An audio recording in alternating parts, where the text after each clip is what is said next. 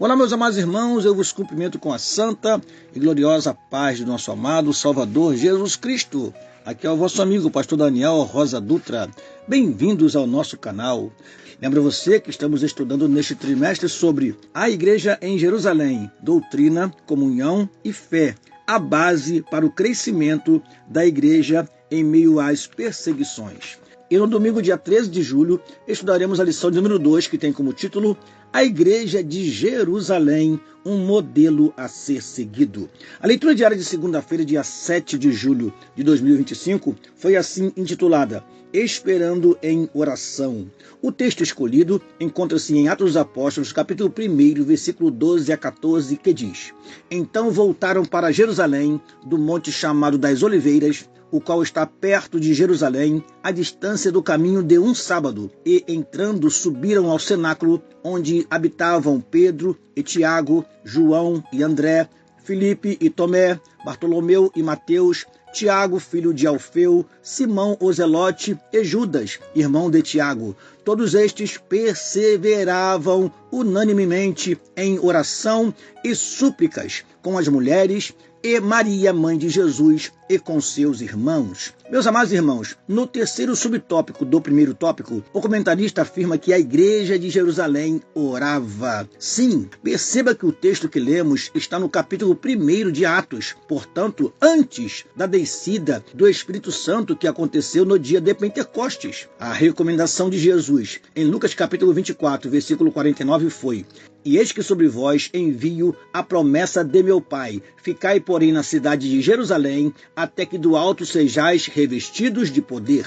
Dos mais de 500 irmãos que presenciaram a ascensão de Cristo, conforme 1 Coríntios capítulo 15, versículo 6, apenas 120 perseveraram aguardando a promessa do Pai, conforme Atos capítulo 1, versículo 15, tendo passado apenas 10 dias da ascensão de Cristo. Estes, porém, que permaneceram em Jerusalém, não estavam dispersos, distraídos, envolvidos em seus próprios dilemas, problemas ou negócios, juntamente com a mãe de Jesus, seus irmãos e as mulheres que acompanharam Jesus em seu ministério, reunidos em um cenáculo, que naquele tempo era um cômodo superior de uma casa utilizado para reuniões e refeições, estavam os discípulos esperando em oração e súplicas. Os que defendem que a igreja foi criada no Calvário e inaugurada no Pentecostes, veem nestes versículos a igreja reunida aguardando a preciosa promessa do Pai. Sendo assim, esta oração tinha um propósito definido: manter os seguidores de Cristo unidos até que do alto fossem revestidos de poder. A oração tornou-se uma marca identificadora da Igreja de Cristo. Os apóstolos e os que por eles foram alcançados estavam sempre em oração nos mais diferentes momentos pelos quais a igreja passou. A revista afirma que Pedro e João foram ao templo na hora nona, na hora da oração. Atos capítulo 3, versículo 1. Os apóstolos estabeleceram como prática dedicar-se à oração. Atos 6, 4. E a igreja reunida na casa de Maria, mãe de Marcos, se dedicava à oração. Atos 12, 5. Estes são apenas 3 exemplos. Observando o livro de Atos dos Apóstolos, você encontrará outros textos alusivos à oração, tais como Atos 2, 42, que nos diz que eles perseveravam em oração. Atos 4:31, oraram e o lugar se moveu. Atos 6, versículo 6, na consagração dos primeiros diáconos. Atos 7:60, a última oração de Estevão.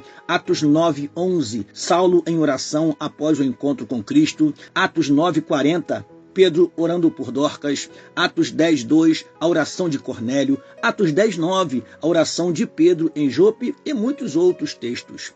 Diante disso, ressaltamos a importância da oração e da sua prática contínua. Não podemos ver a oração apenas como um recurso a ser utilizado nos momentos de dor e aflição. Devemos vigiar em todo o tempo orando. Lucas 21:36. Orar sem cessar. 1 Tessalonicenses capítulo 5, versículo 17. Orar pelas autoridades. 1 Timóteo capítulo 2, versículo 2.